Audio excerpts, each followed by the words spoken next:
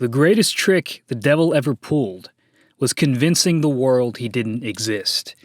Those famous final lines from the classic 90s movie The Usual Suspects describes the state of modern evangelicalism.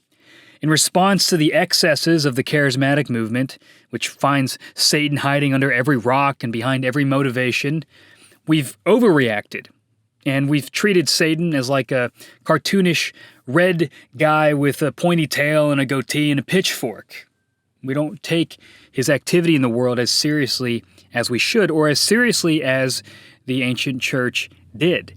But Satan lies behind all the forces of darkness in the world, and he veils himself behind false religion, evil regimes, and all corrupt systems of power in the world. And he uses these entities, these systems, as tools to persecute people, to devour Christians. And Revelation chapter 12 both unmasks the ancient serpent Satan as the source of the church's persecution, both in the first century and in the 21st century. And it also reveals Jesus Christ as the cause of Satan's downfall. It's an unmasking of the true enemy, but also a revelation of our true hope and the destruction of the adversary, the ancient serpent, the red dragon that has come after the church time after time throughout the ages. This is Understanding Revelation.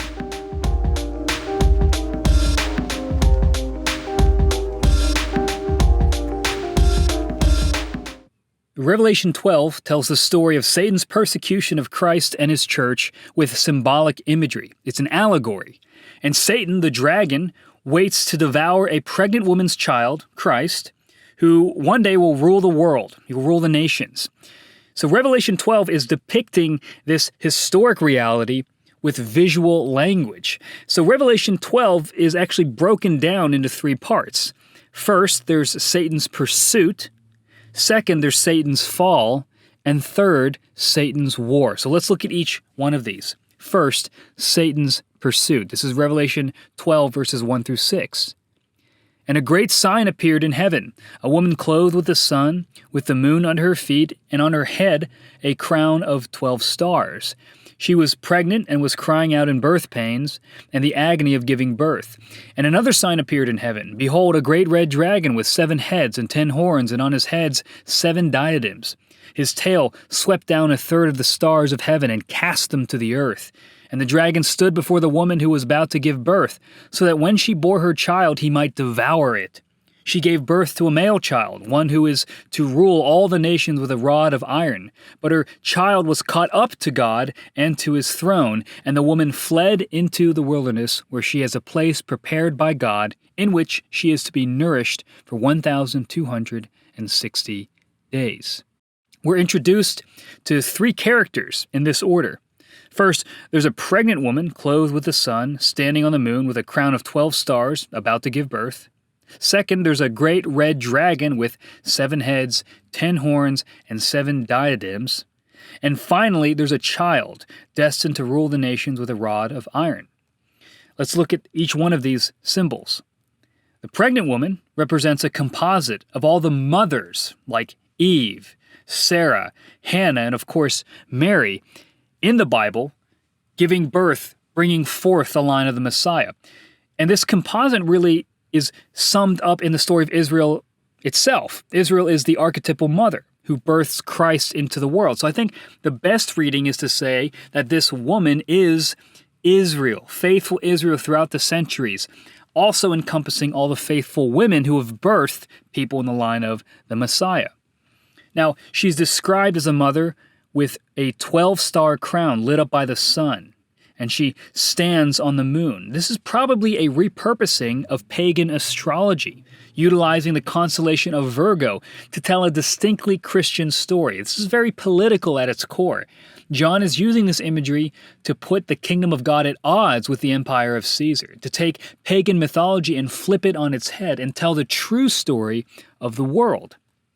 Now, what we see is that God delivers this pregnant woman from the wrath of the red dragon by taking her into the wilderness for 1,260 days, or 3.5 years, which is a broken 7, half of a week, which, as we've established in prior episodes, symbolizes a time of persecution cut short by God's mercy. It's a time of chaos and instability, but it's also temporary. It's bounded by the grace of God. The wilderness reference further identifies the woman with Israel.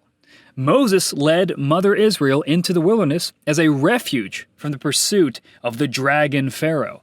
And in chapter 13, Satan's going to call up beastly powers, the beastly powers of Rome and apostate Israel, to persecute the true Israel, the church, in the first century. So again, we can actually extend this metaphor forward.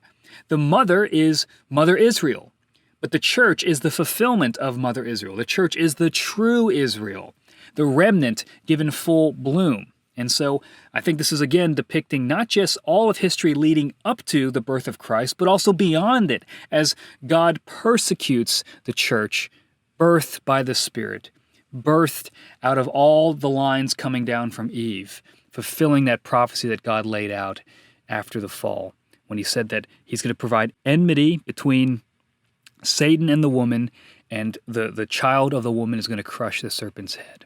So let's look at that serpent, the red dragon. The red dragon symbolizes Satan, the ancient serpent, who is constantly at war, like I said, after the fall, with the people of God, with the children of Eve. His 7 heads, 10 horns, and 7 diadems match the 4 beastly kingdoms in Daniel chapter 7. Daniel utilizes political figures in symbolic imagery, and that's echoed here again. Satan utilizes these kingdoms, these political forces, people like King Herod, to snuff out the children of the woman. And we see this in very literal terms when Herod actually calls for the genocide of many children at the beginning of the Gospel of Matthew. It's this terrifying imagery, but it shows that Satan hates motherhood. Satan hates mothers, and Scripture's plotline depends upon mothers. It lives and dies by the opening and closing of wombs. That's how the Messiah comes. That's how deliverance is possible. So Satan stands behind every system that denigrates the work of Eve and seeks to devour mothers and their children.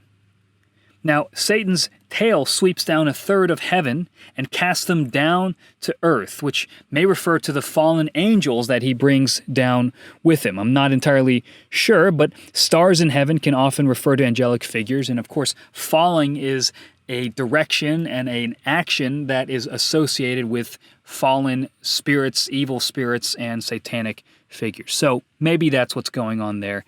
I don't know for sure. So we have the pregnant woman, Mother Israel, and the faithful church.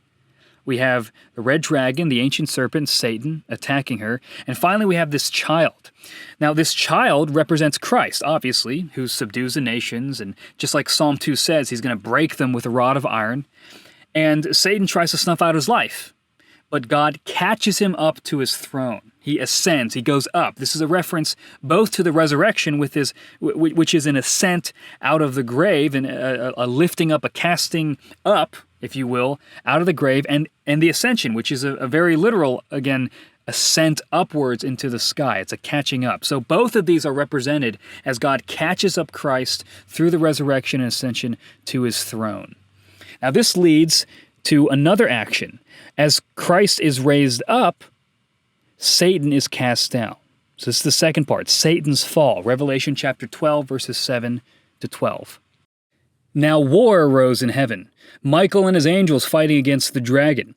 And the dragon and his angels fought back, but he was defeated, and there was no longer any place for them in heaven. And the great dragon was thrown down, that ancient serpent who is called the devil and Satan, the deceiver of the whole world. He was thrown down to the earth, and his angels were thrown down with him.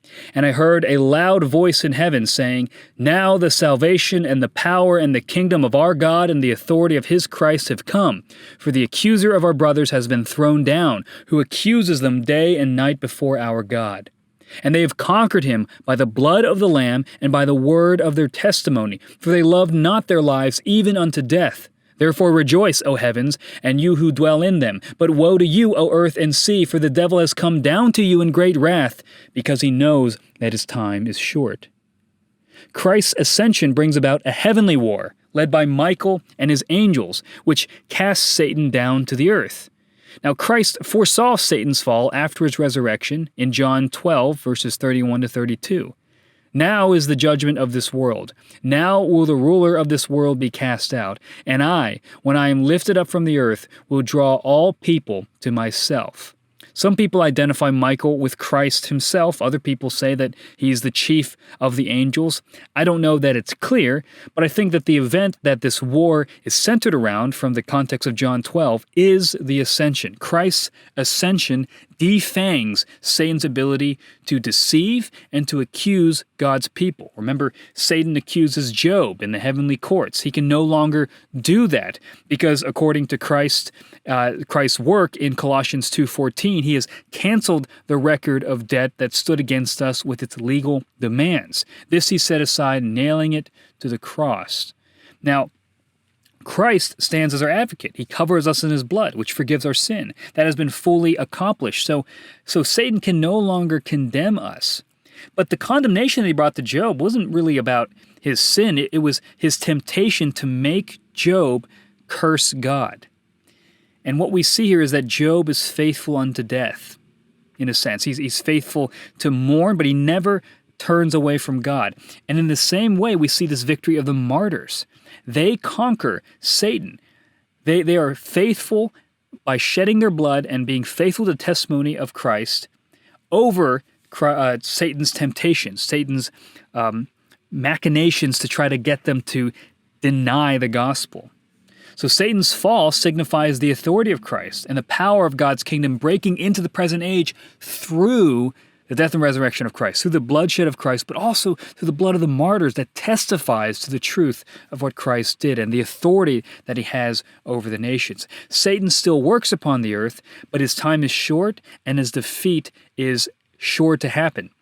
And Satan can no longer bring any charge. He can no longer say, you are going to turn away from the Lord, because God, through his martyrs, has solidified his testimony, and he will solidify you, and he will empower you to be faithful unto death. Satan's time is short. He can no longer act in a way that he did before the cross. He is no longer in those heavenly places of power. He has been defanged and dethroned over the earth. Now, that doesn't mean that Satan no longer operates on the earth. This leads us to our final part, Satan's war, Revelation 12, verses 13 to 17. And when the dragon saw that he had been thrown down to the earth, he pursued the woman who had given birth to the male child. But the woman was given the 2 wings of the great eagle, so that she might fly from the serpent into the wilderness, to the place where she is to be nourished for a time and times and half a time. The serpent poured water like a river out of his mouth after the woman, to sweep her away with the flood. But the earth came to the help of the woman, and the earth opened its mouth and swallowed the river that the dragon had poured from his mouth. Then the dragon became furious with the woman, and went off to make war on the rest of her offspring, on those who keep the commandments of God and hold to the testimony of Jesus, and he stood on the sand of the sea. Satan's fall fuels his rage as he pursues the woman, but God gives her eagle wings to fly into the wilderness, where once again you see echoes of the language of Exodus. Pharaoh pursues Israel, but God opens up the sea to allow Israel to escape. And here in a stunning reversal, Satan pours out the Red Sea, so to speak, upon the church, but God swallows up the waters with land. And commentators suggest that the water language indicates false teaching, which is what we've seen in earlier chapters of Revelation, and especially in Revelation chapter 2 to 3 with the synagogues of Satan and the Jezebels and the Nicolaitans. So this watery floodwater of false teaching infects the church, but God preserves her.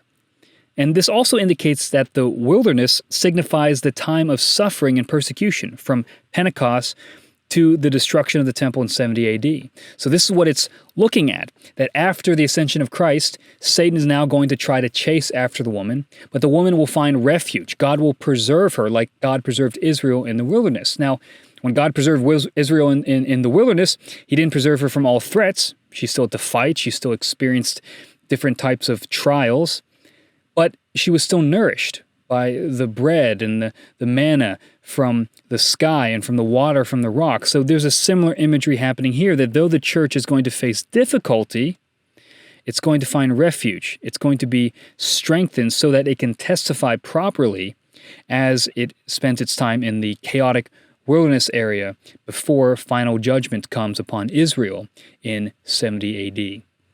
And we see this further with the reference to the 1260 days, or time, times, and half a time. Now, we've seen this in Revelation chapter 11. 1260 is the amount of days that the two witnesses prophesy. I don't think these represent the exact same period of time, but the same kind of time. The 1260 wilderness days is symbolic, again, for the time period after Pentecost, leading up to 70 AD, the destruction of the temple, whereas the 1260 days of the two witnesses seems more literal, pointing to the 42-month persecution of the Roman Emperor Nero. But regardless of whether they refer to the same period of time, I think the point is clear that the dragon is behind these beastly powers. The dragon is the force behind all of the persecution against the church. And the two witnesses who face off against the beast of Nero are a microcosm of the larger war that the dragon has been waging throughout all of time, but particularly in this 40-year window between the death and resurrection of Christ and the destruction of the temple. Now, what we see here is that later the dragon, now cast out of heaven, is going to search for reinforcements from the land and sea, which appear in the next chapter. But for this chapter, the important thing to see here is that the church does not succumb to the floodwaters of satanic false teaching, but experiences nourishment and deliverance, but deliverance through martyrdom. In other words, the picture we see here is that Satan can't defeat Christ, so he goes after his mother, the church.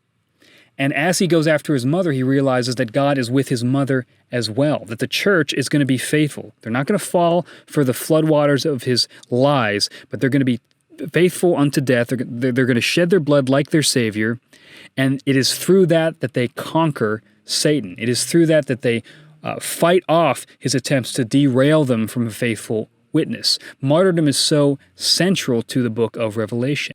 Now, full disclosure, there are a lot of things in Revelation I'm not 100% sure about, and this would be one of them. I don't know what to make of verse 17, when the dragon, angry that he can't destroy the woman with his false teaching, turns around and makes war with the rest of her offspring. Who are these people?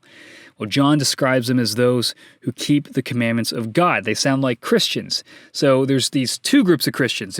If the woman is the faithful church, who's this other church here?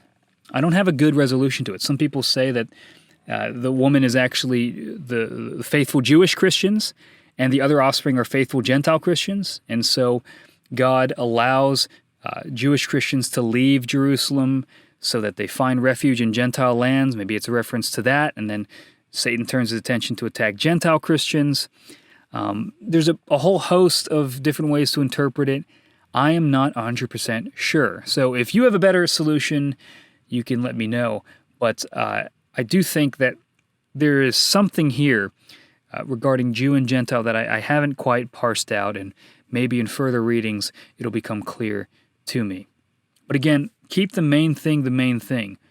The centrality of understanding the importance of motherhood, the fulfillment of God promising that the seed of Eve is going to crush the serpent's head, and the fulfillment of that in Christ and in his church's testimony, faithfully witnessing to the gospel, even to the point of shedding their own blood. And how this ought to encourage us today that Satan is a defeated foe. He's still a very potent foe. He's still doing things in the world, but he cannot condemn us. He can no longer put us into bondage into our sin. He can no longer hail accusations about us because we've been covered by the blood of Christ. And this shows us that Christ's ascension and resurrection did something in history. It's not just a spiritual thing that we think about to give us warm fuzzies inside. It accomplished something in the world. It accomplished something in heaven, and it accomplishes something on earth. And we can find refuge in that, and to know that Satan's time is limited. He is bound. As Martin Luther said, the devil is God's devil. God is in control. God is sovereign even over our great enemy, and we can trust his purposes throughout history as he preserves us and strengthens us to testify to the gospel.